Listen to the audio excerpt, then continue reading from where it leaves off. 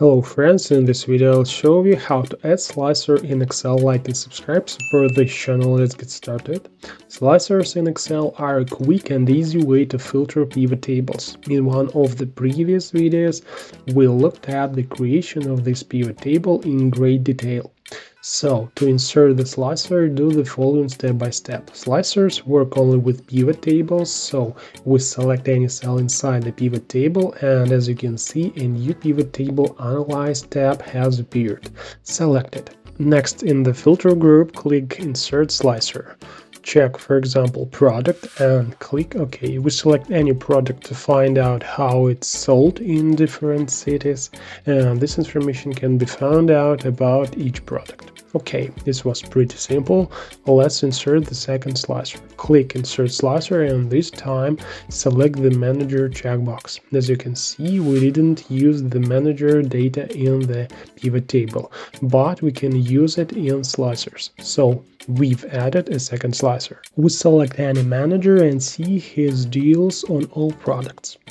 It should be noted that when any manager is selected, the first slicer shows in bright blue all the products that the manager dealt with, and in pale blue which the manager didn't sell. To reset the slicer filtering, click the Clear Filter button in the upper right corner of each slicer and the pivot table takes its original view. If you want to change the appearance of the slicer, you can customize it by selecting the Slicer tab. In this tab, you can choose the style of the slicer. As you can see here, there are a bunch of ready-made color options to choose from if you care what color the slicer will be. But there is also a much more important thing. For example, there are quite a lot of products in this list, or maybe even more, and placing them all in one column is not very convenient. You have to scroll up or down.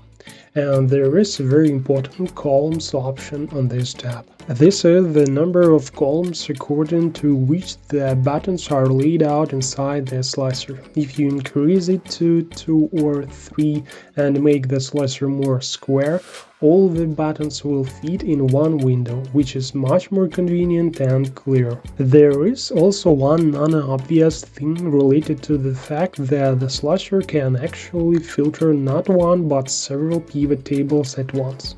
Select the current pivot table, right-click and select Show Field List. Next, select the pivot table and copy it, and then paste it somewhere nearby. The new pivot table has the same functionality and doesn't lose its connection with the original data. Let's change it a bit, remove the column cities and instead add months. And in order for our slicers to work with the first and second pivot tables at the same time, you need to check their connection with these tables.